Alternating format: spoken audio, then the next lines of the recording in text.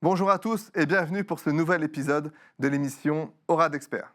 Nous avons le plaisir aujourd'hui de recevoir Nicolas Dumont-Trotti, expert comptable, qui va nous parler de son parcours, de la façon dont il a poussé au sein du cabinet les outils Microsoft et comment il a créé un cabinet d'expertise comptable au Sénégal.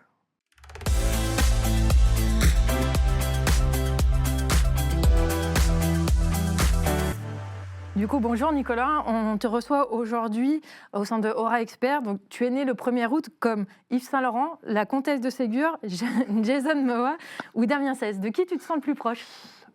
Alors là, le problème, c'est que déjà bonjour à tous les deux. Je vais essayer d'être poli. Et est-ce que tu peux me rappeler, parce que je pense que j'en connais pas la moitié en fait, à vrai dire. C'est Yves Saint-Laurent. Yves Saint-Laurent, voilà. Plutôt créatif, visionnaire, vulnérable, introspectif. Le grand couturier. Voilà. Ça oui, ça va. Généralement, ça va. Comtesse de Ségur, c'est plutôt bienveillante, image morale, pédagogue, traditionnelle avec une touche d'humour et observatrice et réaliste. Est-ce que j'ai besoin de présenter Damien Cèze? Damien Cèze, le chanteur. Ouais, le chanteur. Tout à Ouais. fait. Bah après, je connais pas les traits de personnalité de Damien Cèze, mais Alors pour nous, voilà, plutôt engagé, révolté, poétique. Malgré tout, voilà. Bon, la musique solitaire, plutôt indépendant. ok. Et Jason Momoa, c'est aventurier audacieux, charismatique et chaleureux, et protecteur et engagé. Ok, bah pour l'instant, moi, j'irais plutôt, je vais garder l'aspect créatif Ouais. que j'aime bien. Ah, donc Yves Saint-Laurent, je Yves dirais. Saint-Laurent. Voilà. Allez, Un super. peu flatteur. Non, mais on va voir Ça si, me va bien, voilà. si on arrive à traduire ce côté-là au long de l'interview. Et du coup, pour commencer, on va parler par le début de ton histoire, ton enfance. Oula, mon On va enfance. commencer par ça. Ouais. Donc, peut-être, on Ok. a vu que tu es né à Mantes-la-Jolie. Alors, tout à fait. Je suis né à Mantes-la-Jolie, mais on n'est pas resté très très longtemps. Mes parents, qui connaissaient bien la région de Grenoble, ont décidé de déménager, j'avais 4 ans. Voilà. Et après, j'ai été très longtemps dans les montagnes, en Chartreuse, du côté de Saint-Bernard-du-Touvet, ce qui m'a permis d'avoir une enfance autour de la cabane, du jeu dans les bois. Ok. Et après, des histoires de séparation, etc. J'ai poursuivi à partir du lycée côté de Saint-Martin-d'Air, tout à fait autre ambiance, voilà, un peu plus quartier, mais très mixé, voilà, parce qu'il faut savoir qu'à Saint-Martin-d'Air, on a aussi tout le côté de Saint-Martin-du-Riage qui vient. C'est pas les mêmes populations que les quartiers aux alentours du lycée, D'accord. donc très mélangé. Voilà, si je peux résumer le lycée. Et puis après, Grenoble, voilà. Ok. Puis après, Quand je même, voilà, tu es resté dans la région. Je suis resté dans la région et j'ai Jusqu'à pas 4-5 fait ans. grand-chose à Mantes-la-Jolie. Il faut dire que c'est, bon, pour ceux qui nous regardent, qui seraient du coin, c'est pas hyper sexy, il faut dire. La montagne, c'est pas mal. Quand on a connu, Ouais. on n'a pas très envie d'y retourner. Après, c'est histoire de goût. Oui. Exactement. Voilà. Tu as des frères, des sœurs? C'était l'ambiance à la maison? c'était Ouais, quoi? tout à fait. Ouais. J'ai un frère, un petit frère, Ok. voilà, qui est dans la finance aussi, dans le contrôle de gestion, on va dire. Mais il est arrivé là un peu par hasard, un peu comme moi, on verra peut-être par la suite. Là, on va le voir, tout à fait. Voilà, et après, ma maman ayant refait sa vie avec quelqu'un vers mes 7 ans, j'ai eu la chance d'avoir, pas vraiment des demi-frères, demi-sœurs de sang, mais avec qui on a partagé 7 ans de notre enfance, donc ça crée des liens. Ok. Ouais. Et pas mal de souvenirs. Très bien. Exactement. Parce que tes parents, ils étaient dans le milieu de la comptabilité? Pas du tout. Absolument pas. Alors, j'ai appris après coup que ma grand-mère était comptable, elle travaillait dans des cabinets d'expertise comptable. Et D'accord. mon père est ingénieur en informatique et passionné d'astronomie. Ok. Et ma mère est prof de maths, mais voulait faire clown. Ok. Bon, voilà. Il y a quand même beaucoup de liens avec les chiffres. L'informatique, bon, une Disons pas au une 0 et au 1. facilité scientifique, voilà, on va dire. Mais bon, moi, j'ai découvert la profession d'expert comptable que très tardivement, quoi. Ouais. On aura l'occasion D'y revenir. Ouais. d'y revenir exactement. Nicolas, le rêve d'enfant, c'était quoi? Le rêve Tu d'enfant. voulais devenir quoi? Pour un métier, on va dire. Ouais. Alors, le souvenir que j'ai de quand mon père surtout me demandait mais qu'est-ce que tu veux faire plus tard, je me rappelle lui avoir dit un jour je veux gérer des entreprises. Ok.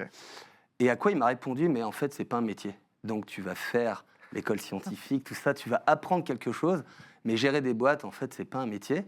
Bon, il s'avère qu'après coup du coup je me suis retrouvé à pas gérer une boîte, plutôt à contribuer à gérer Ouais. 300 ou 400 boîtes. Ouais, c'est clair. Donc finalement, je m'y suis retrouvé. Ok. Mais voilà, j'avais ce projet. Alors je sais pas pourquoi ça devait me faire rêver. Ah, Et t'as après, durant la petite enfance, j'ai pas trop eu de trucs du genre je vais être pompier, je Non. vais être dans... Non. C'est pas Ouais, voulu t'avais être, J'avais pas, non, j'étais plutôt un peu rebelle. J'avais plutôt pas envie de travailler, en fait, voilà. Si, boulanger, fut un temps, quand j'étais Ok. beaucoup plus jeune. Voilà, j'aime beaucoup la pâtisserie, j'aime beaucoup la gastronomie de manière générale. Ok. Donc, voilà, j'avais une petite envie là-dessus, puis après, j'ai eu ce projet-là. Et la passion de l'astronomie, alors, elle s'est transmise au fiston ou Pas tant, non, Pas non, tant, non, non. pas tant, non, non. D'accord. Voilà, bon, j'ai une petite culture, du coup, de base, on va dire. Mais pas plus que ça, non. Ok. Et du coup, comment on passe en se disant je souhaite gérer des boîtes à je vais m'orienter vers l'expertise comptable. Alors ça, c'est du hasard. Du hasard, un complet hasard. Si je résume le passage du lycée à l'expertise comptable, comment dire? J'ai fait un bac scientifique parce qu'on m'a expliqué qu'il fallait faire ça pour s'ouvrir des portes qu'on ne savait pas trop quoi faire. Voilà. À la suite de quoi, je me suis inscrit en fac d'éco, où je suis devenu responsable des soirées éco-G, avec un ami qui, lui, faisait la fac de droit, et lui, il s'occupait des soirées droit. Ok. Voilà, on C'est quoi? a... C'est des soirées du coup d'étudiants c'est ça Ouais, soirée étudiante, ouais, du BDE, ouais. Voilà. Donc on a énormément étudié. Du coup, j'ai fait 2 premières années, voilà. Ouais. Et à la suite de ça, j'ai eu le projet d'apprendre l'anglais. Du coup, je suis parti à Londres pour essayer d'apprendre l'anglais parce que je parlais pas un mot d'anglais sur l'été. Là, t'as une vingtaine d'années à peu près, ça. J'ai Ouais. 10... Ouais, j'ai... sorti Ouais, c'est ça, 19 ans, Ouais, 20 ans. 19 ans, ouais. c'est Ouais. sorti. Ok. Voilà, donc j'y vais. Je me retrouve à travailler dans un restaurant chinois sans parler l'anglais, donc ça n'a pas duré longtemps. Ok. Je suis rentré fauché et il fallait gagner sa vie, du coup, enfin, du moins quelque chose pour les vacances. Ok. Et je suis allé dans tous les bars de Grenoble pour poser mon CV. Ok. Et de quoi je suis devenu barman. Voilà. Ouais, d'accord. Ok. On m'a proposé après un travail dans un bar de nuit. Voilà. J'ai fait donc la deuxième année de fac d'éco, je la faisais en travaillant en bar de nuit. Ouais. J'ai pas trop réussi. Mhm. Et sur la proposition de mon beau-père, qui m'a dit « Nicolas, tu as les neurones connectés, il faut pas que tu t'arrêtes, il faut absolument que tu passes un diplôme, n'importe quoi », j'ai cherché et j'ai choisi de faire un BTS assistant de gestion PME-PMI Ok. en alternance dans un bar de nuit. D'accord, pour allier les deux. Et mondes. du coup, lundi, mardi, j'étais à l'école et du mercredi au samedi, je travaillais de 17 à 4 heures du matin. Et j'avais passé un accord avec l'école pour avoir des petites activités de jour axées quand même gestion. Donc on avait mis en place un site internet, fait des analyses de chiffre d'affaires, enfin tout un tas de trucs. D'accord. Donc j'ai eu un rythme un peu soutenu, Particulier, ouais. mais ça m'a permis de rencontrer Madame Bloch, donc une enseignante en droit, Ok. mais qui était anciennement expert comptable. D'accord. Et qui m'a dit, Nicolas, faut que tu fasses ce métier, tu vas adorer, tu vas t'éclater. Et donc du coup, suite à la fin de mon BTS, j'étais en dilemme entre est-ce que je me lance dans les bars, je monte des affaires, et voilà, ou est-ce que je reprends de zéro en DCG. Et je me suis fait renverser par une voiture, j'ai eu la cheville cassée, j'ai été coincé à la maison et je me suis dit, clairement, je ne vais pas faire barman maintenant. C'est plus facile de faire les études d'expert comptable maintenant, puis si ça me fatigue, je reprendrai des bars après, que de faire l'inverse. Inverse. Donc j'ai repris en DCG. Voilà. D'accord. Et me voilà. C'est une super histoire. Ouais, c'est sur un accident de la vie qui t'a fait choisir c'est une histoire finalement. d'opportunité. ouais. Voilà. Mais du coup, je regrette pas du tout mon choix. Ouais. Voilà. Donc tu as fait ton DCG à Grenoble, DSCG aussi Tout à fait. à Grenoble, stage DEC 2014-2020. T'as commencé ton stage. Ça doit être ça, ouais. J'ai plus en tête les années. Ouais, le temps passe vite. Le temps passe Mais vite. ce qui est sûr, c'est que j'ai pas fait ça en 3 ans. Ouais. J'ai pris Ouais, t'as T'as pris un petit peu de temps pour mûrir pour avoir peut-être de le l'expérience. mémoire. Voilà, c'est le mémoire, Ah, le ouais, mémoire clairement. qui t'a pris Ouais. vraiment Ah, c'est du le temps. mémoire qui t'a Ah oui, c'est le fait mémoire. perdre des enfants. J'ai pris beaucoup de responsabilités assez rapidement et du coup, Ça a été difficile de concilier un peu tout ça. c'est un peu sportif. Ouais. Ouais. Ouais. Pour revenir un peu sur le parcours étudiant, DCG, DSCG, tu l'as fait du coup en alternance dans le. Alors non, le DCG, en fait, vu que j'avais travaillé moi avant, Ouais, j'avais le droit au chômage. d'accord. Et du coup, en fait, dans le cadre de... Je connaissais pas ça. En fait, le chômage, quand on recommence une formation, donne un coup de main. Donc, j'ai pas eu un chômage incroyable, mais parce que je travaillais en bar, voilà. Ouais. Donc, j'ai pas eu un chômage extraordinaire. Mais donc, j'ai pu bénéficier d'une allocation chômage pendant les 3 premières années de mémoire, ou 2 et demi. Et en parallèle, je bossais dans un autre bar, mais ce coup-ci, c'était 17h, 23h C'était plus soft. Mais ça fait quand même un jeu de rythme parce qu'il faut enchaîner. Moi, je me suis jamais trop ennuyé. Ouais. Ouais, Mais ça m'a appris plein de choses. Oui, très enrichissant. Ouais. On rencontre beaucoup de gens différents. C'est un peu une école de la vie, quoi, si je puis dire. Ouais. Tu apprends à t'adapter. Ouais, puis là, c'était nos clientèles, quoi. Bar à vin, D'accord. sur l'apéritif, ambiance jazz, voilà. Ok, on va revenir au jazz après. Ouais. Du coup, ton deck, tu choisis de le faire. Comment tu as choisi ton employeur à ce moment-là? Est-ce que tu avais un critère ou est-ce que c'est encore une fois l'opportunité qui a fait que ou... Pour le stage? Ouais, Oui. ton stage. Alors moi, le stage, en fait, j'ai fait le DSCG, je l'ai fait quand même, pas en alternance, mais en quasi-alternance dans un tout petit cabinet. On était 3 ou 4 à l'époque, voilà, où j'ai travaillé sur du petit dossier. On avait beaucoup d'artisans, voilà, du BTP. Puis moi, j'avais fondé un espace de coworking avec d'autres personnes. Donc, j'avais un peu des clients dans le digital, on va dire. Okay.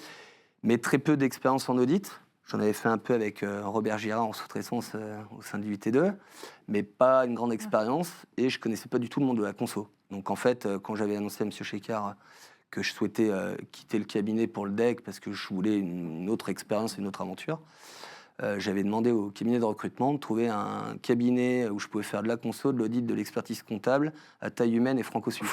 Beaucoup de critères. Voilà. Et donc, vu que j'avais anticipé la chose, un jour, il y a un cabinet qui m'a dit, écoutez, j'ai tout, mais j'ai pas la Suisse. On va voir quand même. J'ai dit, allons-y. Et donc, j'ai rencontré Pierre-Maxime, qui, lui, venait de créer son cabinet 1 an avant. Ouais. Tout seul. Conso, expertise, audit. Il n'était pas en Suisse, on n'y est toujours pas, mais peut-être que ça viendra. Et on a discuté pendant 2 heures, puis à la fin on a dit c'est bon, on y va quoi. Donc c'est comme ça que l'aventure a démarré. Est-ce que si tu avais une certaine liste de critères, est-ce qu'aujourd'hui ça serait les mêmes ou est-ce que tu... Ouais, enfin moi, surtout au-delà du fait de dire je voulais faire de la conso pour voir ce que c'était, etc., moi, surtout, je cherchais à avoir beaucoup de liberté. Voilà, de liberté. Et dès l'embauche, moi, j'avais annoncé un peu la couleur à Pierre-Maxime, en disant, moi, de toute façon, je veux être chef d'entreprise. Si je passe ce diplôme-là, c'est pas pour être salarié. Donc, soit à la fin, on va s'associer, soit, en fait, je vais monter mon cabinet. Donc, en ça, moi, j'ai trouvé ma place, mais alors parfaite. Pierre-Maxime m'a laissé énormément de liberté, d'organisation, de choix, dès le démarrage. Donc, si c'était à refaire, en tout cas petit cabinet, si c'était à refaire, je referais, clairement. À ce moment-là, tu étais expert comptable de stagiaire, tu avais un contrôleur adjoint d'un moment qui t'était affecté. Est-ce que tu en as gardé un souvenir particulier Bien sûr, mais on se recroise encore régulièrement, bien sûr. Ouais. Ça se fait, alors, je sais qu'il y en a qui les voient pas souvent, voire pas. Ça n'a pas été du tout le cas avec Florent Rapin, qui nous a conviés à déjeuner, à se rencontrer, etc. Okay. Voilà, après, j'ai remis mes rapports comme il se doit. En temps voulu. Et puis, on se revoyait à certains événements organisés par l'ONU, notamment. Voilà. C'est chouette d'entendre ce discours-là, parce qu'effectivement, on entend souvent dire que les contrôleurs adjoints peuvent être absents. Donc, l'idée qu'on en a, c'est déjà aussi de motiver des confrères à venir en tant que contrôleur adjoint, parce que ça fait découvrir des personnalités et des futurs confrères. Et, d'avoir en plus le recul de dire que tu le côtoies encore, c'est vraiment sympa. Je trouvais que ce qui était sympa, c'était cette première rencontre avec on était 3, je crois, à l'époque. Voilà, la rencontre. Et voilà comment ça va se passer. Son avis à lui sur comment doit se passer le stage, qui n'est peut-être pas partagé par tout le monde non plus, mais on est tous libres de se faire une opinion après. Mais voilà, ça c'était très sympa. Et puis après, on a échangé au travers des soirées, des rapports. Et c'était peut-être aussi la première fois aussi que tu avais une relation avec l'institution, l'ordre, puisque... Ah oui, tout à fait. Ouais. À ce moment-là, tu en avais quelle perception, toi, de l'ordre Je me faisais pas franchement d'opinion particulière. Non, moi, ce que j'ai bien aimé, ce qui a été donné par l'autre, c'était la formation, la première journée de formation quand on est inscrit, là. Où du coup on avait des confrères, des consoeurs qui venaient un peu exposer leur parcours.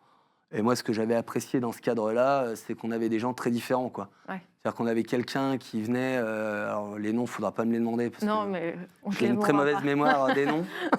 Mais voilà, quelqu'un qui avait décidé, en fait, d'être focus sur une spécificité métier. Il se lançait, il partait de zéro. Et il avait eu le courage de se dire, bah, tant pis, je ne rentre pas de chiffre d'affaires, mais vraiment, je ne prends pas d'autres clients, je veux vraiment faire que ça. Et au final, ça avait payé. Ça, c'était oui, il y a 10 ans, ça, à peu près. Bah ouais, c'est Ouais. ça. Hein. Ah, donc déjà, on sait qu'on parle beaucoup de spécialisation aujourd'hui. On aura peut-être Ah ben l'occasion lui, d'en il reparler, était mais c'est droit déjà- dedans et Idée. c'était vraiment limite du DAF à temps partagé, je crois, de mémoire. Ok. Donc il ciblait vraiment des clients avec un panier moyen important Oui. et très porté sur le conseil. Ok. Et il expliquait que oui, il y a des fois, quand il y avait des dossiers en tenue qui arrivaient et qu'il fallait manger, il était tenté, mais qu'il tenait le coup. Et au final, au bout d'un moment, ça avait payé. Ok. Voilà, on avait rencontré quelqu'un également, une dame, je me rappelle, qui était avant ingénieure, qui avait eu un changement de parcours et qui, elle, s'était interdit de travailler les week-ends, y compris pour ses collaboratrices et collaborateurs. Ouais. Et en gros, elle faisait des grosses journées, mais quand elle rentrait chez elle, plus de travail à la maison, pas de travail les week-ends. Ok. Et elle expliquait que elle avait quand même 3 sites de mémoire, ou 2, je sais plus, et qu'elle y arrivait. Donc, fallait sortir un peu de l'imaginaire, comme quoi fallait bosser 100 heures par semaine ou 70 heures par semaine pour être un vrai expert comptable, et qu'en fait, c'était une histoire de choix et évidemment de rémunération également. Et on avait après rencontré des experts comptables qui avaient racheté une clientèle, un cabinet sur Grenoble. Donc encore une autre expérience avec un rachat, avec une structure, avec déjà des équipes en place, donc beaucoup de management. Et je trouvais que d'avoir ce panel-là d'expériences très différentes, ça permettait durant le stage déjà de se dire, oui, Il y a plusieurs le choix métier, c'est pas une façon de faire en fait. Ouais. Voilà. Mais ça t'a rassuré finalement de te dire, Ouais, en je tout me cas, suis ça dit- te dit, je suis au bon endroit. Bah voilà, Ouais. c'est ça, exactement. Ouais, parce que moi aussi, avec ma personnalité, je peux arriver à faire comme j'ai envie. Finalement, il n'y a pas une seule voie à suivre. C'est ça. Puis après, dans le cadre des formations, avec les échanges de pratiques qu'on peut voir dans les cabinets, voilà, les idées, les réflexions sur les sujets de mémoire, c'est intéressant. Ça permet de partager sa façon de voir les choses, de se construire avec les autres. Et du coup, ça, c'est agréable. Oui, c'est vrai que c'est l'idée aussi du stage, de Ouais. construire aussi un peu cette relation-là, finalement qu'on garde presque tout au long de notre carrière, puisqu'on échange oui, bien beaucoup sûr. entre confrères. Donc ça, C'est c'est intéressant. Donc là, on arrive, t'es au moment de ton stage deck, donc c'est là où tu arrives dans le cabinet que tu es actuellement, pour enchaîner sur la partie plutôt cabinet. Ouais. Moi, je reviens sur 2013. Du coup, c'est là où tu rejoins ITAC. Tout à fait. Voilà, tu commences ton stage deck. Le sujet de mémoire, tu t'en souviens? Ou ton sujet de mémoire À mon sujet, Ouais, ton sujet de mémoire, ouais. Oui, bien sûr, je me rappelle. Ouais. Moi, mon sujet de mémoire, alors le titre, je ne l'ai peut-être pas comme ça nickel, mais mon sujet de mémoire, c'était de réfléchir à comment faire évoluer un métier réglementé en se basant sur les stratégies d'Océan Bleu. Voilà. Ok. Donc c'était ça, donc on m'avait dit, oulala, tu te lances dans un mémoire qui est pas facile à mener parce qu'on va t'attendre au virage lors de la présentation. Bon, en toute transparence, j'ai pas eu des résultats fantastiques lors du mémoire, mais c'est pas grave, au moins c'était un sujet qui, moi, m'intéressait. Ouais. J'ai pas pu mener ma réflexion comme je l'aurais aimé, par manque de temps, très clairement. Voilà, mais bon, c'est comme ça.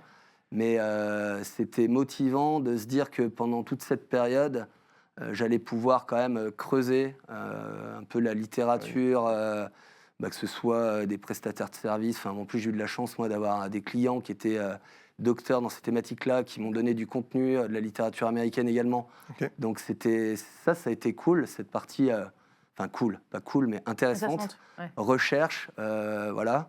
Après, très honnêtement, l'application, vraiment comme je l'avais pensé dans mon mémoire, j'ai pas eu l'occasion de le faire, mais ça m'a nourri, quoi. Ouais, tu as pu travailler sur un thème qui te tenait à cœur et finalement fait. qui t'a emmené jusqu'au bout. C'est ça. Du coup, Océan Bleu, tu nous as parlé. Ouais. On l'oppose à l'Océan Rouge. Pour Oui. ceux qui nous écoutent, qui ne connaissent pas forcément ces deux notions, est-ce que tu peux brièvement nous expliquer ce que c'est? Ouais. Brièvement, en 3 mots, on va dire que la stratégie qui est portée au travers de la stratégie en Océan Bleu, c'est de se dire les stratégies habituelles opposent 2 choses. C'est soit on se différencie par le coût, et donc en gros on fait moins cher que l'autre, et donc du coup on gagne des parts de marché en étant moins cher, soit on se différencie par la valeur, et donc du coup on apporte une valeur supplémentaire à quelque chose, et ça justifie un surprix. Et ce qui est dit dans les courants classique, mais bon, avec les années qui passent, ça devient de moins en moins classique, on va dire. Mais c'est qu'on ne peut pas faire les deux en même temps. Parce que si on se bat à la fois sur le coût et sur la valeur, ça ne marche pas. Et donc, Kim et Mauborgne se disent, en fait, nous, on constate qu'il y a des gens qui se battent sur la valeur, enfin, qui se différencient sur la valeur et qui se différencient sur le coût, et ça marche. Et que, du coup, vu qu'ils se différencient sur les deux à la fois, en fait, ils ne sont plus en concurrence avec qui que ce soit. Donc, ils ne se bagarrent pas avec des concurrents. C'est ça le fondement de base. Okay. Et donc, ils présentent tout un tas de cas pratiques pour expliquer, regardons ce qui se fait dans le cirque, avec le Cirque du Soleil, où, en gros, on fait de l'hypercali à destination d'un public assez aisé, où on vend les places chères, alors que les autres, dans le cirque, habituellement, ils se battent pour la famille avec les enfants, pas cher, etc. Par contre, on exclut complètement ce qui est réfractaire au niveau du cirque, c'est-à-dire les animaux, etc. Et on en fait un spectacle à haute valeur avec des coûts faibles, ou du moins un prix de vente très élevé. Et on se différencie parce qu'il n'y a personne qui propose la même chose. Donc, on a des parts de marché et donc on gagne beaucoup d'argent. Il doit pas y avoir beaucoup d'autres mémoires qui sortent de ce sujet, un expertise. Je sais plus. Quelqu'un qui parle vraiment de ça complètement pas trop. Ouais. Après, il y a eu quand même pas mal de... Enfin, j'avais fait mon travail de recherche pour voir si le sujet avait été abordé. Ouais. Après, il y a quand même pas mal de mémoires sur la stratégie. Il y en a, mais voilà. Parfait. Quand on a interrogé ton associé... Vous l'avez interrogé. Quand on a demandé donc lui, il sait en fait ce qu'on est en train de... Plus ou moins. Il a une petite idée. Et ça, ça rejoint ce que tu disais. Il nous a parlé d'électrons libres. En parlant de ça, Nicolas, c'est un électron libre. Il a 1000 idées à la seconde. Et il nous a dit, il a commencé par ça. Quand je l'ai eu au téléphone, il m'a dit, c'est une bonne pioche. Tu étais son premier salarié. Et il a cette notion de bonne pioche. Comment... Voilà, est-ce que tu peux nous parler un petit peu de ta relation avec ton associé? Comment ça s'est passé finalement le recrutement? Ta vision à toi, de dire, tu recherchais un employeur? Le recrutement, en fait, ça s'est passé qu'on s'est rencontrés, on a fait les échanges traditionnels lors d'un entretien d'embauche, et après on s'est mis à parler de littérature, de science-fiction, d'informatique.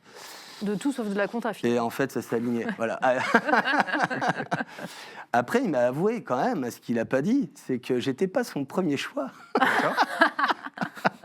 Mais que j'ai été le seul qui acceptait finalement de... Enfin, pas le seul, j'étais le deuxième choix. Mais que moi, j'avais accepté de rentrer dans un cabinet où, en fait, il n'y avait rien de structuré. J'étais le premier salarié. Lui, il avait créé il y a 1 an. Alors, il y avait quand même des choses de structurées, parce qu'il avait quand même son expérience, etc. Mais a priori, ça faisait peur à pas mal de candidats. Okay. Voilà, de se dire, comment je vais... Voilà, financièrement aussi, comment ça va se passer. Enfin, il y avait eu pas mal de craintes. Alors moi, j'avoue que ça ne m'a pas traversé l'esprit un seul instant. Okay. Moi, je cherchais vraiment un endroit où je pouvais m'épanouir et prendre de la compétence et participer vraiment au développement et à la mise en place. Ouais. Donc là-dessus, ça a été génial. Voilà. C'est vrai que souvent, des confrères, des consoeurs qui se lancent, qui sont ex nihilo, qui sont confrontés parfois à un premier recrutement, le conseil qu'on donne et que je donne, et qu'on m'avait donné et que je n'ai pas suivi, c'est de dire, voilà, vous démarrez, vous avez besoin finalement de déléguer des choses, donc prenez quelqu'un de compétent tout de suite et ne visez pas le prix, on va dire, en prenant un collaborateur junior. Ouais. C'est le conseil qu'on m'avait donné que je n'ai pas suivi et je m'en suis mordu les doigts. En 2015, personnellement, lui, il l'a suivi. En te recrutant finalement en tant que premier salarié, il avait quelqu'un qui avait de l'expérience. Alors j'avais de l'expérience, par contre, je me rappelle que la première année, on n'avait pas tout à fait les mêmes manières de travailler. Quoi. Donc je me suis pris quelques tacles quand même. Hein. Voilà, j'avais une expérience dans un cabinet d'expertise comptable, enfin un expert comptable qui avait une vision qui se défend tout à fait, hein, qui est de dire en fait, s'il n'y a pas de risque client, en fait, ça ne sert à rien en fait. Okay. Qu'est-ce qu'il appelait par risque client? Par exemple, un risque fiscal. C'est-à-dire que si on fait... Mais quelque part, ça rejoint un peu des fois les échanges qu'on peut avoir entre consoeurs, confrères, de se dire, est-ce que vraiment c'est utile de faire de la surqualité? Juste pour le plaisir de faire de la qualité. Et donc, lui, il le faisait. Il se disait, mais en fait, moi, si j'ai pas de risque fiscal, en fait, en réalité, pourquoi se prendre la tête? Et puis, c'était quelqu'un, petite structure, il connaissait tous ses dossiers par cœur. Donc le formalisme était un peu moins poussé parce qu'en réalité, il était sur le terrain de tous les dossiers. Ouais. Pierre-Maxime venait d'un cabinet d'une autre taille, avec d'autres manières de travailler.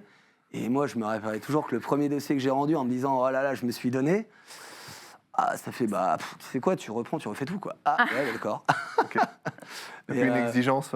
Une exigence. importante, ouais. Ouais, bah oui, c'est clair. Mais par contre, c'est formateur. Oui.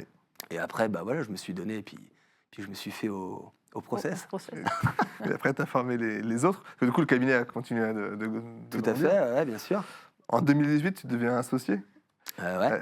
Comment tu fais comment ça arrive déjà de se dire je vais m'associer alors que tu n'es pas encore diplômé, hein. Je suis pas encore diplômé, non, je suis pas encore diplômé. Alors, je suis pas encore diplômé parce que du coup, mon stage, je le fais un peu traîner. Oui. Alors, je le fais un peu traîner parce que je prends des responsabilités au sein du cabinet. Oui. Parce qu'aussi, j'ai eu l'opportunité de donner des cours à l'IUT2. Ok. Donc, Pierre-Maxime m'a dit, vas-y, pas de souci. Par contre, ça en rajoute une petite couche, même si, grâce à certains enseignants de l'IUT2, ils m'ont quand même bien facilité la vie, il faut le dire, en me donnant des contenus, leurs contenus. Enfin, ils ont été très sympas avec moi pour me dire, t'inquiète pas, tu repars pas de zéro. Déjà une trame, Voilà, j'ai déjà des trames, et ça, faut vraiment le souligner parce que ça a été vraiment une aide, sinon ça aurait été compliqué. Ouais. Mais bon, tout ça faisant, se libérer du temps, voilà. J'étais très investi.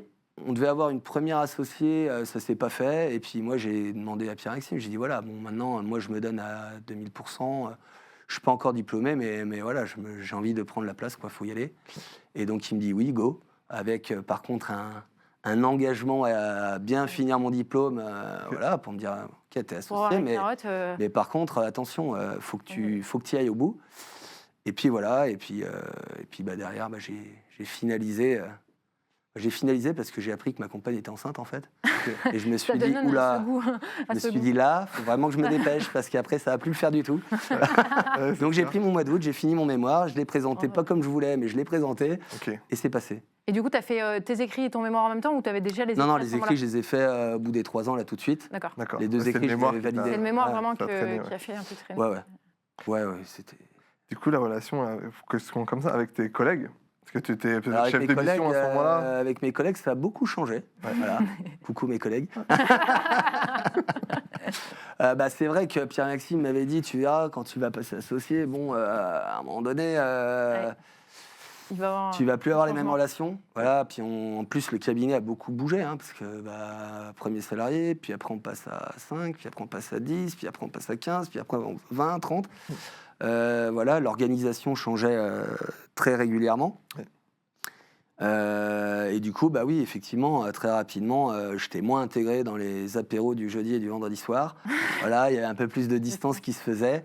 Et puis voilà, c'est comme ça, c'est la vie, quoi. Ouais. Du coup, mais bon, après, en l'occurrence, mes collègues de l'époque ont quitté la structure et on se revoit plus facilement. Très facilement même. Voilà. Et avec l'associé, du coup, parce que du coup, tu étais avec ton boss qui devient qui reste peut-être ton boss, mais qui devient aussi ton associé. Je sais pas, est-ce que c'est particulier? En fait, comment tu le vis? C'était... Vu que j'avais quand même beaucoup de liberté très vite, moi, j'ai pas ressenti... Enfin, j'avais quelque part... Genre, peut-être que Pierre-Maxime pensera pas la même chose, mais j'avais presque le sentiment d'avoir pris la place avant d'avoir contractualisé la chose. Donc ça s'est fait au fur et à mesure, ça s'est fait naturellement. Le fait aussi que la personne qui devait s'associer initialement, finalement, fasse pas le projet et décide de s'en aller, du coup, il y avait une place, voilà. Et en fait, ça s'est fait un peu naturellement. Et au final, la signature, bon, si, quand même, on peut s'associer. Mais ça s'est fait très progressivement. Et du coup, en fait, j'ai pas eu de grosses révélations. Comme le diplôme, quoi. J'ai eu le diplôme où j'étais déjà associé. Ouais. C'était la continuité. C'était plutôt un soulagement de me dire, ça y est, c'est bon, passé. Voilà. Mais ça m'a pas fait un choc. Non, j'étais très content d'avoir fini, voilà, parce que c'était très très long. Mais ça m'a pas changé fondamentalement les choses dans mon quotidien, quoi. Ouais, parce que c'était déjà. Il n'y a pas une rupture, en fait. Ça s'est fait avant. Et du coup, vu que ça s'est pas fait sur un acte ou une journée donnée, ça s'est fait dans la continuité. Ça a été assez fluide, si je puis dire. Voilà. Et là, aujourd'hui, toujours 2 associés ou... Alors aujourd'hui, non, on a un peu plus d'associés aujourd'hui. Voilà, on a associé Aude pour la partie sociale sur une structure, voilà, qui est à Bayonne. On a associé Mickaël, donc Mickaël qui lui s'occupe de tout ce qui est lié à la consolidation des comptes de groupe maintenant et de l'expertise grand compte. Bon, en gros, c'est des dossiers où on fait à la fois la révision, puis derrière, généralement, on consolide. Et on a associé également Carlo pour développer la Savoile. Ok. Voilà. Le cabinet a le vent en poupe. Et justement, avec les autres associés, comment... Enfin, toi, en tant que... Tu étais à la jeunesse du projet, finalement. Tu as toujours embrassé cette idée de devenir associé. Oui. C'était le deal de départ, tu nous l'as exprimé. Tout à Tu as fait. eu ce positionnement, tu as attendu 5 ans, etc. C'est l'opportunité qui a fait que. Quand vous avez dû intégrer un troisième associé, comment Alors après, ça c'est un s'est peu fait différent parce Ouais. qu'aujourd'hui, nous, on a fait le choix, avec Pierre-Maxime, d'être tous les deux associés sur la tête de groupe, on va dire. Ouais. Et après, de chercher des associés métiers ou région. D'accord. Donc aujourd'hui, on a des rôles qui sont très différents. C'est-à-dire qu'Aude, elle est vraiment en charge de tout ce qui est le social. Oui. Voilà, Mickaël, il s'occupe également d'un métier, même si c'est un peu plus élargi. Carlo va s'occuper d'un département. Alors qu'avec Pierre-Maxime, on est plutôt sur l'ensemble. Et en fait, ça se passe très bien. Enfin, moi, j'ai pas eu de... Enfin, il n'y a pas de hiérarchie ressentie, il n'y a pas de conflit, il n'y a pas de... Voilà, après, bon, bah, entre associés, on ne partage pas toujours les mêmes avis. Hein. C'est normal, heureusement. Mais Mais d'ailleurs, c'est ce bien qui ça fait aussi l'objectif. Oui, voilà, c'est ce qui fait aussi L'objectif, c'est la aussi richesse à un de moment donné, l'association. parce que si on n'a que des gens qui ont peut-être 1000 idées à la seconde, à un moment donné, on se perd, on se noie. Voilà, donc non, on a des tempéraments très différents, on a des expériences différentes, on a des souhaits différents, mais en tout cas, on arrive à trouver une raison commune. Voilà. On revient un petit peu en arrière. On a compris que tu as fait beaucoup de choses un peu tout en même temps. Tu menais à beaucoup de choses de front. Et on a une petite image à te montrer. Donc, Oui. on revient en 2017. Puisque vous avez une antenne du coup au Sénégal. Tout à fait. Et on va parler un petit peu de comment on arrive un peu cette idée-là. L'opportunité, voilà. Toujours et encore. Ça répond vraiment à notre cabinet. Hein. Non, en fait, c'est venu naturellement, si je puis dire. En fait, j'ai un ami client qui a l'opportunité de créer une structure au Sénégal dans la communication, voilà. Truc qui n'a rien à voir. Hein. Et ils vont là-bas, ils montent une société. Ils ont quelques difficultés avec leurs experts comptables locaux. Parce qu'ils n'ont pas fait les bons choix. Ils ont fait un peu les choix aussi que certains de nos clients font. C'est-à-dire, je privilégie le moins cher, mais voilà. Ouais. Donc, ils ont changé 2 ou 3 fois, je crois, sur les 2 premières années. Okay. Et puis, ils me tannaient un petit peu. Ils me disaient, Nico, viens, tu viens au Sénégal, on te reçoit et tu regardes un peu notre compta, quoi. Tu nous donnes un peu ton avis. Donc, je dis à Pierre-Maxime, écoute, ils veulent absolument que j'y aille. Et puis, en plus, ils payent le billet d'avion, quoi. Pierre-Maxime me dit, écoute, vas-y. Donc, j'y vais 1 fois, j'y vais 2 fois. Puis un soir, je me rappellerai, on prend l'apéro, voilà, on rigole. Et puis il me dit, j'en ai marre.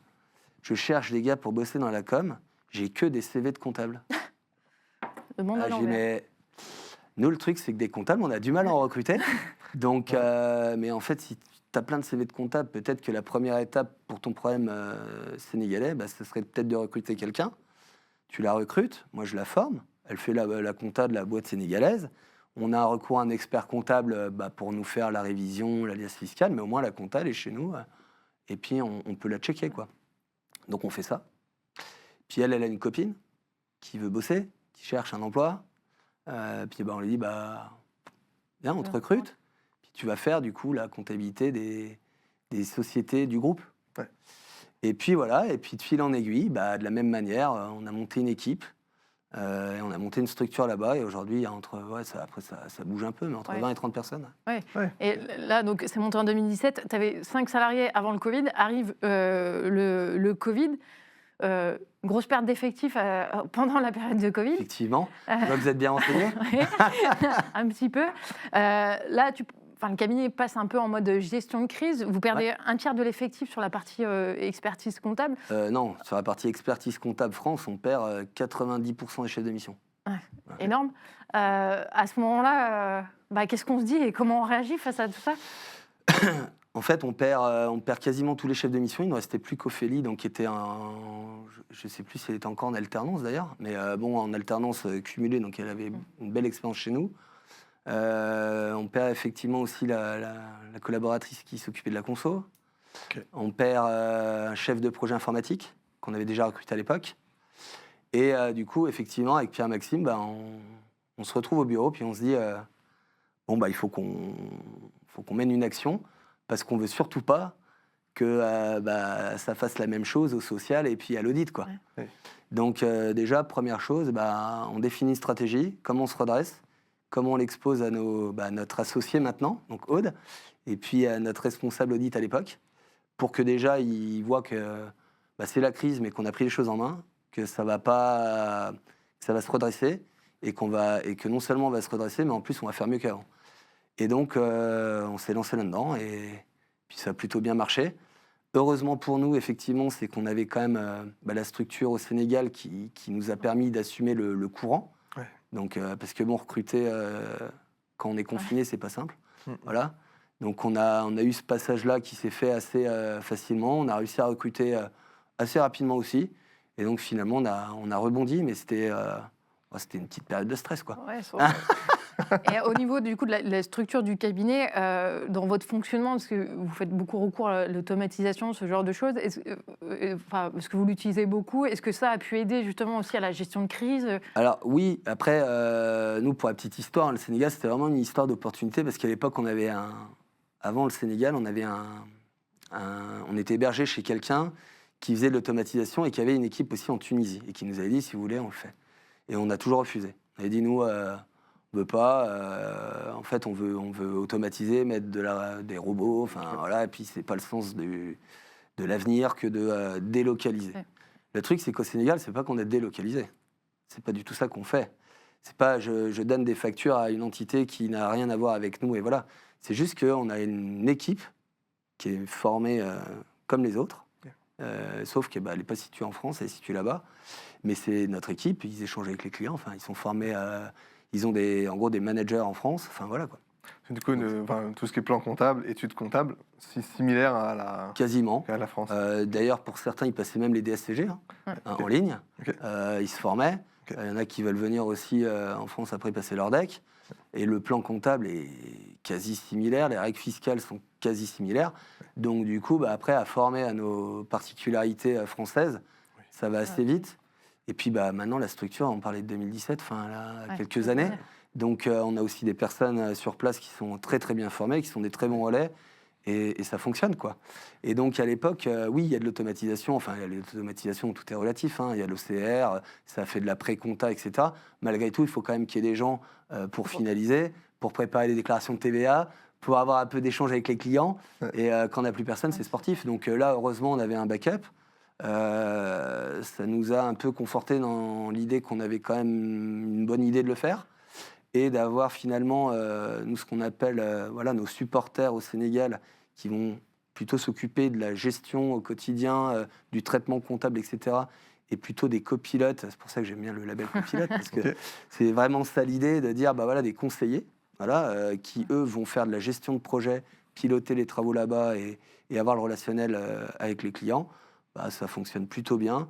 Et du coup, quand il y a un départ qui soit d'ailleurs parce qu'on n'est plus d'accord, ou parce que des fois des gens partent parce qu'il y a des choses de la vie, ils partent pas forcément avec une animosité, ça permet une certaine continuité aussi dans les dossiers, parce que y a toujours un binôme qui se fait, quoi. D'accord. Et au niveau des outils, le fait d'avoir des antennes comme ça un peu réparties, même un territoire différent, est-ce que vous avez mis du coup des process particuliers liés à ça? Et puis même là, la gestion de crise, ça suppose, pour réagir assez vite, d'avoir des process assez établis. Alors ce qui se passe, c'est qu'avant le Covid, parce que c'est pendant le Covid qu'on a eu ce problème, avant le Covid, j'ai commencé à dire à l'époque qu'il y avait Skype. C'était pas Teams.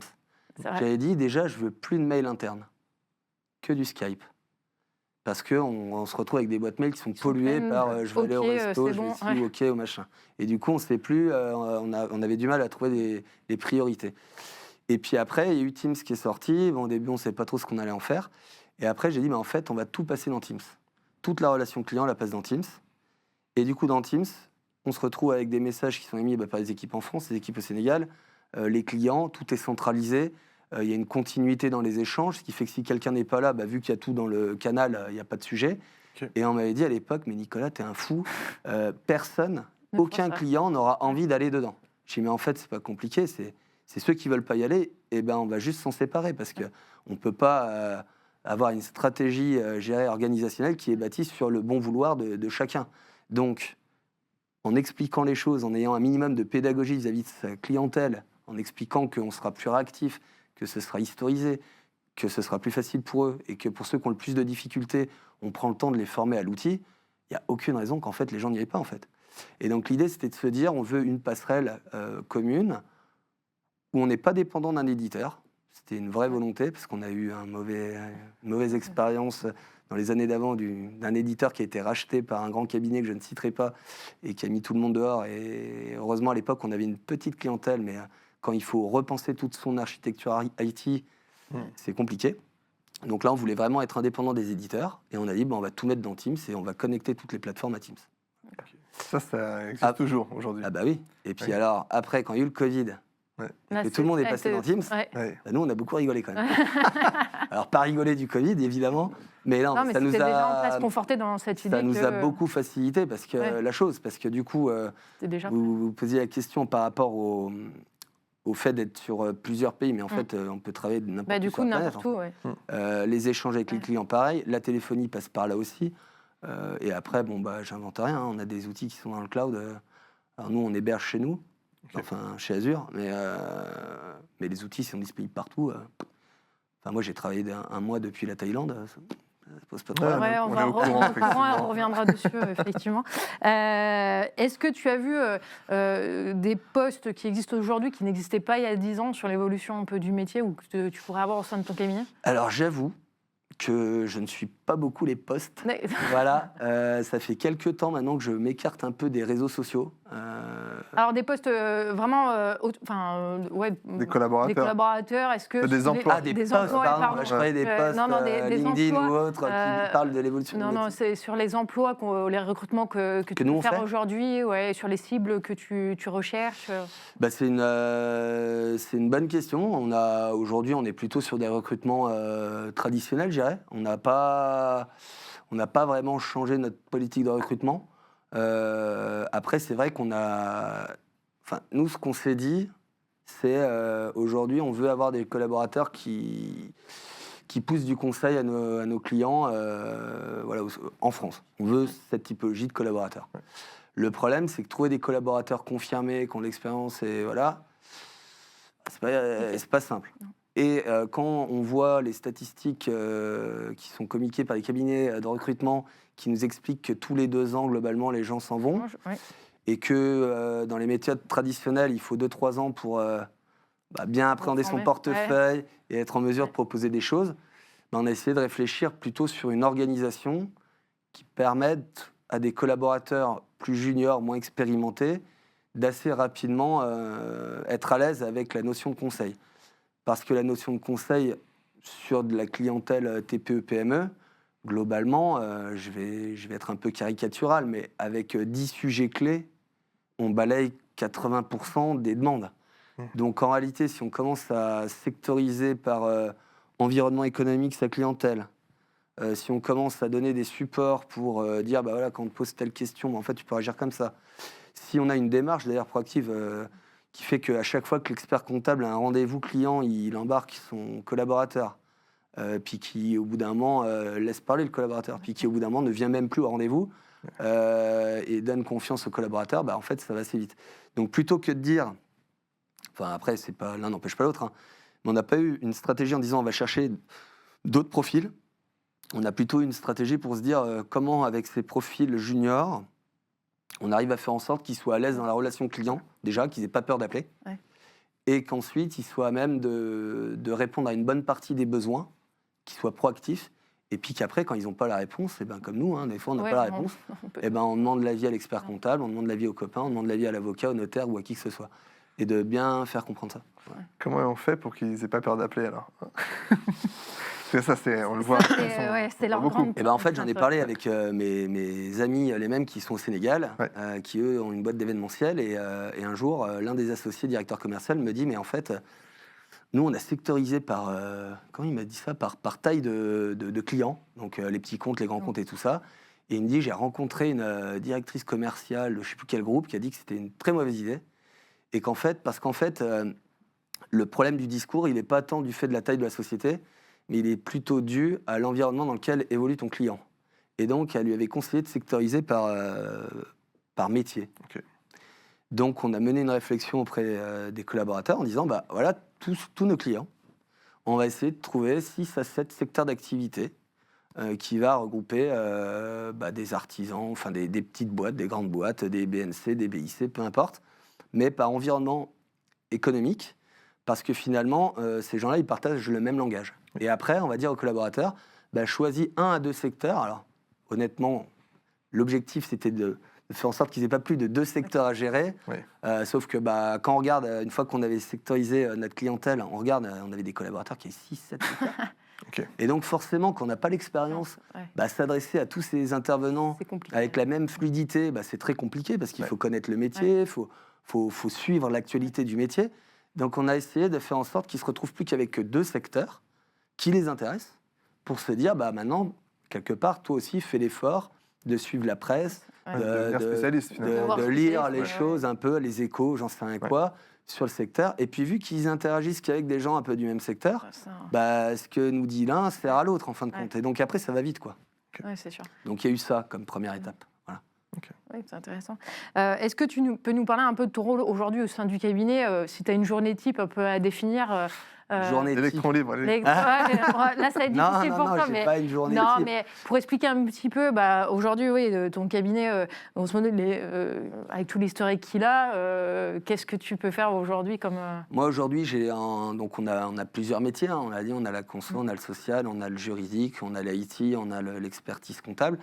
Moi, aujourd'hui, je m'occupe de piloter le pôle expertise comptable. Okay. Voilà. Pierre-Maxime reste sur certains dossiers où il a l'Institut Persona, etc. Donc voilà, mais globalement, on essaye quand même de faire en sorte que pas trop, parce que pour un collaborateur, quand il a 2 responsables, c'est plus compliqué. Donc on essaie de pas trop le faire, même si des fois on est un peu obligé.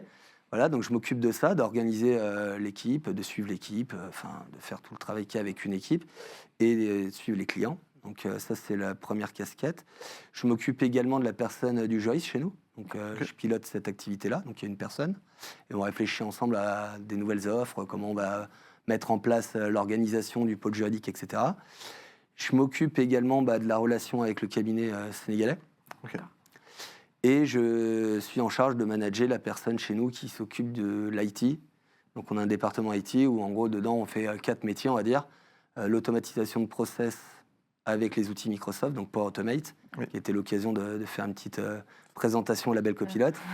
La BI, donc les tableaux de bord, sachant qu'aujourd'hui, on a fait le choix, nous, de développer dans 2 technos, Power BI et puis Digdash, voilà. Et on fait un peu de développement d'applications également. Et l'IA, alors l'IA, on a commencé à s'y intéresser vraiment avant qu'il y ait ChatGPT. Donc on a réfléchi à mettre en place des chatbots plugués à Power Automate pour automatiser des réponses ou aider un petit peu. Puis après, avec l'arrivée de l'IA générative, ça a tout pété. Donc on a remis à zéro toute notre réflexion. Pendant 1 an et demi, vu que ça change toutes les semaines, c'était compliqué.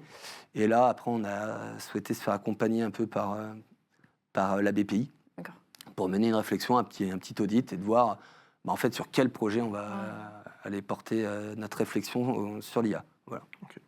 Là, en termes d'outils de production, aujourd'hui, vous êtes sur ACD. Sur ACD. Voilà, on était avant sur Quadratus et après, on a migré sur ACD quand ils nous ont fait le forcing pour passer en comme ils appellent ça, on demande. Là, voilà. Nous, on veut, vu qu'on veut automatiser des choses, faire des requêtes, etc., on veut avoir la possibilité d'accéder aux données en direct et ça, on ne peut pas le faire si on est hébergé chez quelqu'un. Ouais, c'est plus compliqué. Écoute, tout l'aspect avec la suite je m'occupe de ça aussi.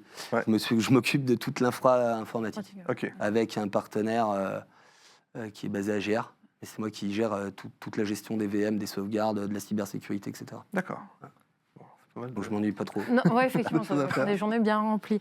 Sur l'aspect suite Microsoft, organisation, est-ce que tu peux nous en parler à quoi ça vous sert concrètement avec Power Automate? Combien de mails tu reçois par jour? Ça m'intéresse. Mais même la genèse, en fait, historiquement, la réflexion, elle était de se dire, on avait un compte Microsoft.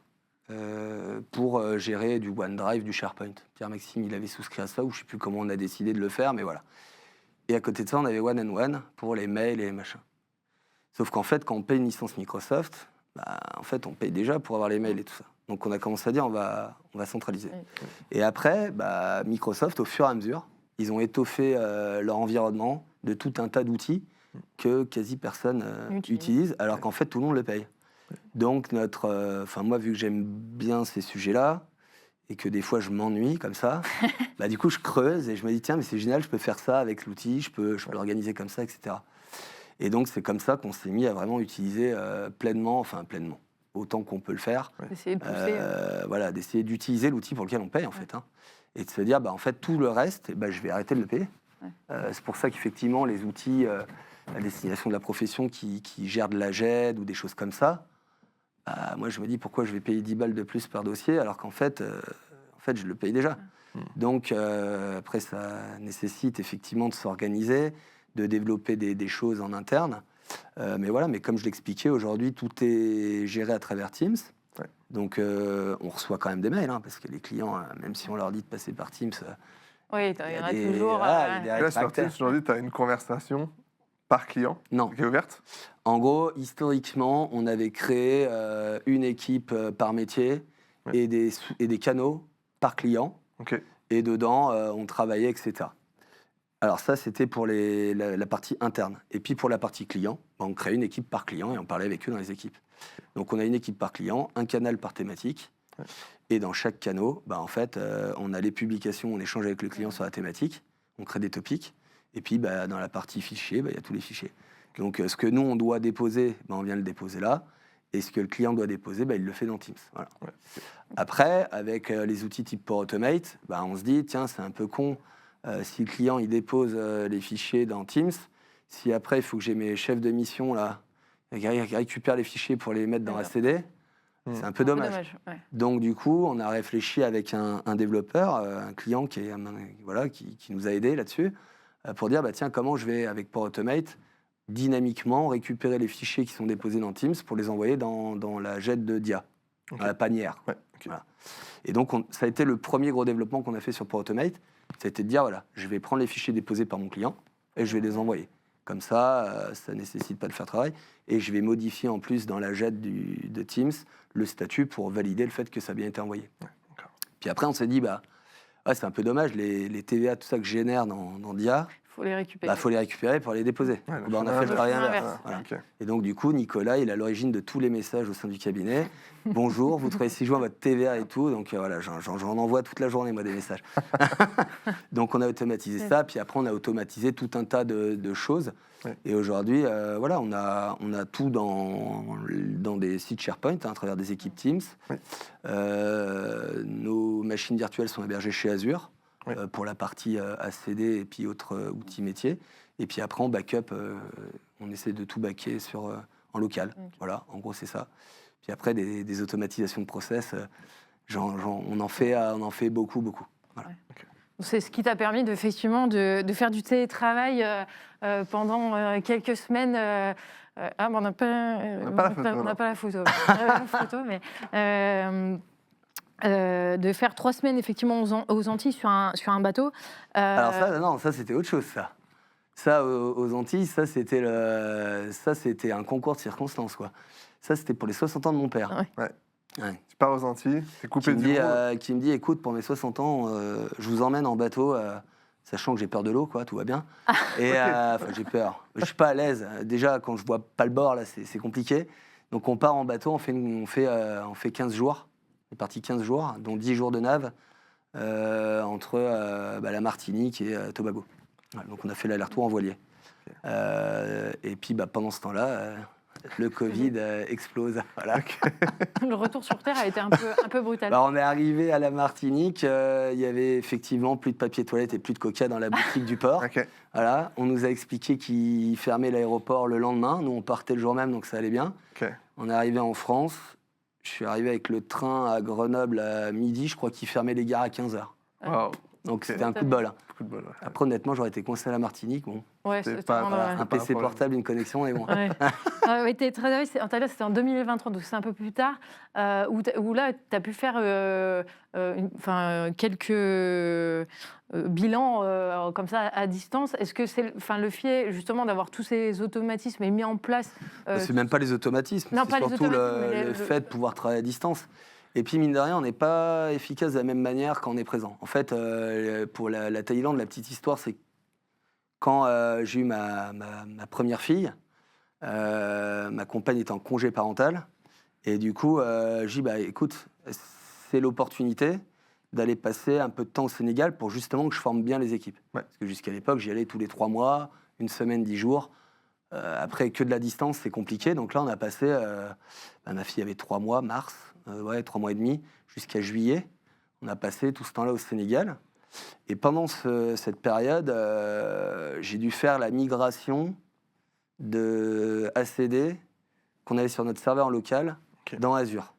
Et là, pour faire ça, on s'est mis un peu en mode start-up, même si j'aime pas trop le terme, mais on s'est pris une maison avec mon pote là, qui est au Sénégal. On s'est enfermé pendant une semaine dans la maison. Lui, il faisait d'autres choses, hein. Mais moi, j'étais focus et je faisais que ça. Je me suis isolé, en fait. Et donc, ça m'a permis de vraiment bien gérer le projet, d'avoir la tête consacrée à ça. Je voyais personne, je faisais des horaires de dingo, mais dans un cadre agréable. Ouais. Donc, ça passe mieux la pilule, on va dire. Et donc, du coup, quand on a fait cette semaine-là, lui avec moi, il me dit, mais on est trop cons, en fait. Pourquoi on fait pas ça tous les ans? Pourquoi on se fait pas un mois à l'étranger, dans un autre pays? En réalité... Donc, la première année, on n'y arrive pas. Et après, effectivement, 2023, je crois que c'est ça. Oui, c'est ça. 2023, janvier, on fait un mois en Thaïlande. Et par rapport à tes équipes, ça n'a pas... Pour la gestion Du tout. En fait, après, le rythme est un peu spartiate. Ouais. Parce que, moi, j'avais une fille de... ma fille avait 2 ans. Ouais. Donc, en gros, le rythme, c'était 7 heures réveillé. On kiffe jusqu'à 14 heures. 14 heures, c'est 8 heures en France. Ouais, donc c'est Par la sieste. Mm. Moi, je fais jusqu'à 18h. Ça fait midi en France. On dîne. Et après, je faisais... elle se recouchait à 20h. Je faisais 20h, 1h, 2h du matin. Donc, en fait, le truc, c'est qu'ils pensent qu'on dort pas. Bon, on dort pas beaucoup, mais... Ouais. Mais du coup, moi, le 7h le matin, je regardais les derniers échanges. Je pouvais poser des... Et en fait, avec les outils qu'on a mis en place, le fait que déjà, on a des échanges quotidiens avec le Sénégal. Ouais. Donc, notre structure est habituée à travailler à distance. Et aujourd'hui, on a quelqu'un qui est en Savoie, un bureau à Bayonne, un bureau à Lyon, et tout le monde échange comme ça, et ça pose pas de problème. Donc, au final, il faut juste être disponible. Et puis, après, voilà. Après, je suis rentré en France, j'ai travaillé beaucoup, et le matin, j'étais pas sur un bateau. Mais c'était une chouette expérience. C'est vrai. Regarde. Voilà. J'aimerais bien refaire d'ailleurs, mais faut attendre un peu. En 2026 peut-être. Voilà.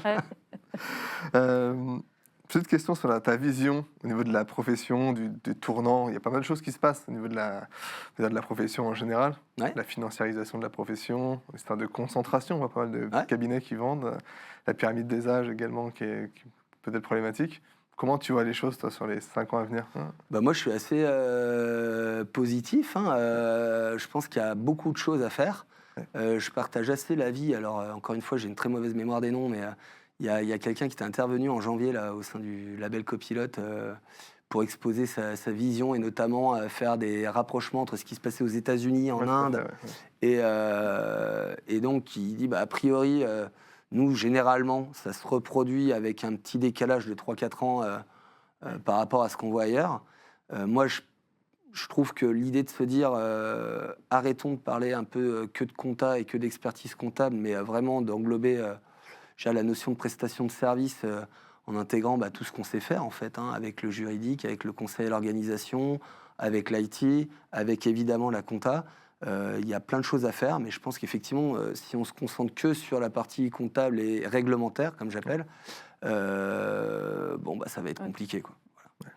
Donc je pense que je partage l'avis de se dire, il y a des plateformes qui sont en train d'émerger, qui sont en train d'automatiser plein de choses, et quelque part, soit on accepte d'être un peu dépendant de ces gens-là, et c'est un choix, et c'est pas grave, et de dire, en fait, je vais travailler un peu pour eux, mais je vais quand même bien faire mon travail, je vais pas m'occuper de de tous ces aspects informatiques, stratégie de communication, etc. Parce qu'au final, c'est géré par la plateforme et je vais me concentrer sur le rôle de conseil qui m'intéresse et je vais accepter de partager ma valeur avec ces plateformes. Je pense que ça va être une solution qui va se dessiner, notamment pour des gens qui n'auraient peut-être pas envie de salarier ou de manager. Voilà. Et pour les autres, je pense, mais bon, on verra bien, qu'il va falloir qu'on soit un peu plus dans une dynamique à s'interfacer avec un maximum d'outils, à adapter les prestations en fonction des cas de figure et proposer une expérience utilisateur à nos clients en choisissant les bons outils pour eux, tout paramétrer, faire en sorte que ça fonctionne bien, qu'ils n'aient pas à s'en occuper, et après apporter tout un tas de conseils additionnels, que ce soit dans la gestion de patrimoine, dans la cybersécurité, dans tout un tas de trucs. Et donc, ça veut dire qu'à un moment donné, il va falloir aussi qu'on ne peut pas tout faire d'un coup. Voilà, il faut avoir les compétences, il faut avoir les finances. Donc, il va peut-être falloir regarder les compétences qu'on a en interne dans les structures, et puis de se dire, bon, bah voilà, on a des gens qui sont très bons sur ces sujets-là, bah, pourquoi pas en faire une vraie mission. Et donc, ça nécessite de repenser notre offre, de repenser notre wording. C'est aussi un truc qu'on est en train de faire avec le label Copilote. Voilà, d'être un atelier et d'aligner cette offre-là avec la vision qu'on est perçue par les collaborateurs pour derrière pouvoir les diffuser auprès de nos clients.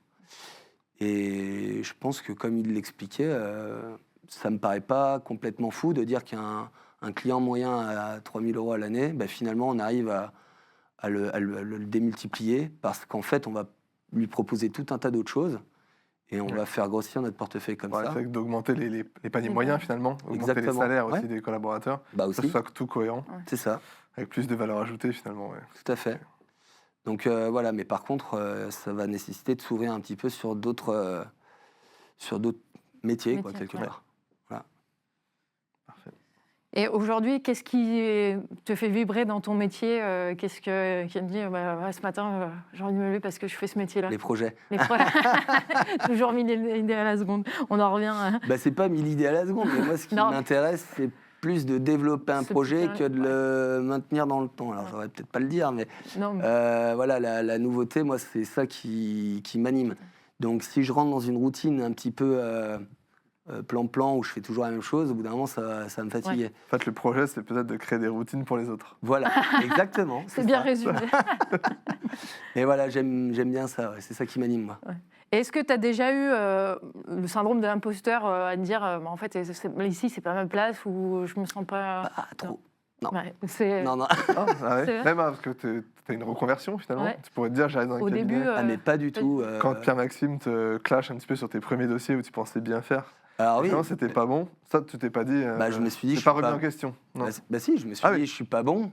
Je suis pas bon. Je vais me former, je vais écouter, je vais transformer. Mais par contre, le syndrome de l'imposteur, en se disant, je suis pas à ma place ou je vais pas y arriver. Comme on voit souvent, chez certains, on voit ça en se disant, mais en fait, pourquoi tu te mets un frein, en fait Moi, je pense qu'il m'a beaucoup facilité la chose, c'est la relation aux gens. Et ça, le bar, ça m'a enseigné. Parce que quand on parle avec des gens qui sont des ouvriers, des directeurs de banque, ou des machins, on s'adapte quand même. On adapte notre posture, on adapte un peu notre manière de discuter. Et en fait, on est tous que des êtres humains. Donc, à partir du moment où la relation humaine, ça nous fait moins peur, je pense qu'on a moins ce problème. Voilà. En tout cas, moi, j'ai pas eu trop ce sentiment-là. Non. Et après, j'ai eu des expériences compliquées, où quand on arrive et qu'on a 25 ans et qu'on est face à des dirigeants qui en ont 40 ou 45 et qui nous font vite comprendre qu'ils n'ont pas envie de nous parler à nous, mais qu'ils veulent parler avec l'expert comptable.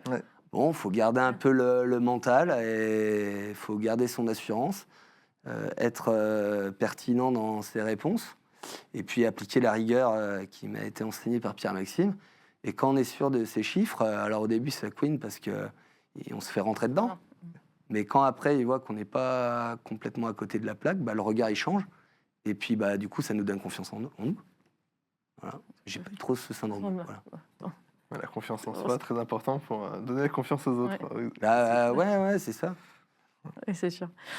Petite question. Bon, il y a des jeunes et des moins jeunes qui nous regardent, mais on va plutôt s'adresser aux jeunes, notamment ceux qui regardent un petit peu ce que le métier, la comptabilité, ils ne connaissent pas forcément, ou ceux qui viennent de démarrer leurs études en compta.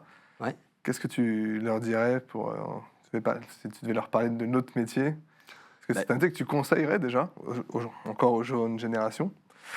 Et voilà, qu'est-ce que tu aimerais leur dire si tu dois Je dirais que déjà, à mon époque, on me dit, ouais, t'es expert comptable, tu fais de la compta. Bah oui, mais enfin, rappelez-vous, les UV, enfin UE, ou je sais pas, qu'on passe, il y a combien d'UE de compta, hein? Il y a intro, compta approfondi et compta en DSCG. Hein. 3 sur combien? Donc, je dirais, en fait, la compta, c'est finalement, c'est une base, c'est hyper important, mais c'est très peu dans le cursus universitaire qu'on suit dans notre formation. Et ça se ressent du coup dans notre métier. C'est-à-dire qu'aujourd'hui, il y a de la compta, oui, mais c'est pas là où on nous attend forcément en plus.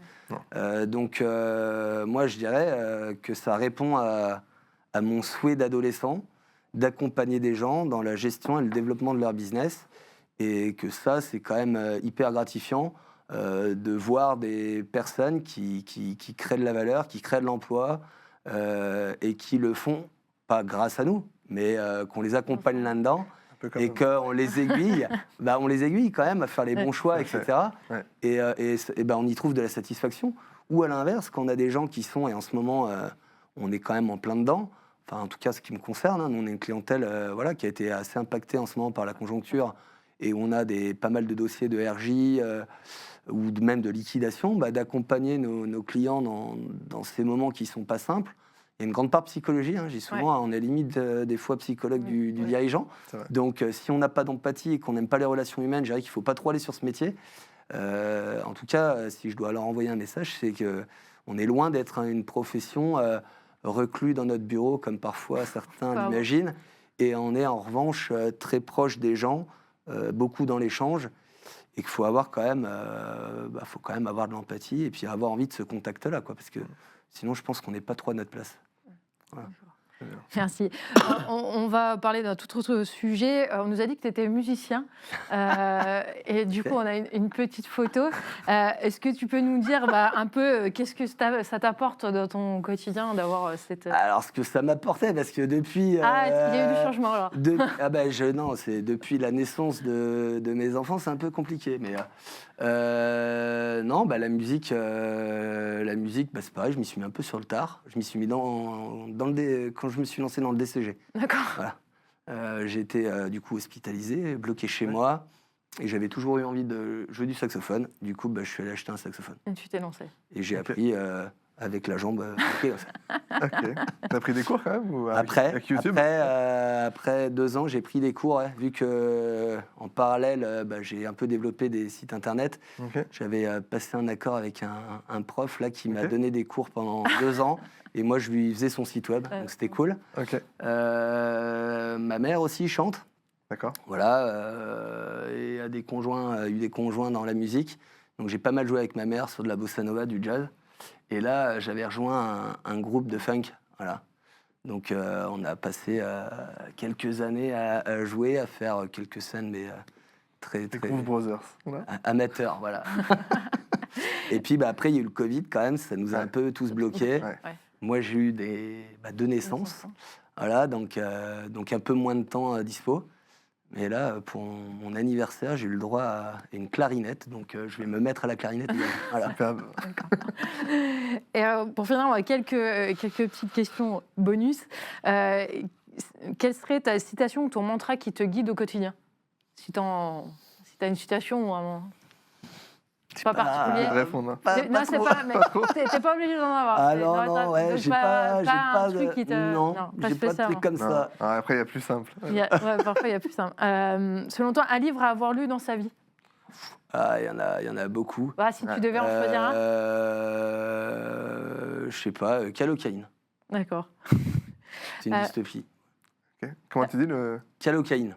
Ok. Une dystopie qui a été écrite c'est dans les années 40, là. Ok, il y en a eu pas mal. Il y a eu pas mal de dystopies à l'époque. Qui est très intéressant, mais il faut le commander, parce que ça s'est dit dessus, je crois. Mais... Et une musique, une chanson que tu écoutes en ce moment? Plus qu'une autre? Allez, une musique. Ouais. Beaucoup. En ce moment, j'écoute beaucoup de choses très différentes. Mais pour la référence au saxophone, Stan Getz, quoi. D'accord. Super, mais merci beaucoup en tout cas Nicolas d'être prêté au jeu de l'interview. Et ben avec plaisir. Ça, c'était un plaisir de partager, pour nous de se recevoir. Ben, merci à vous. Merci. Et puis à bientôt. À bientôt. Merci à tous. À Merci. bientôt.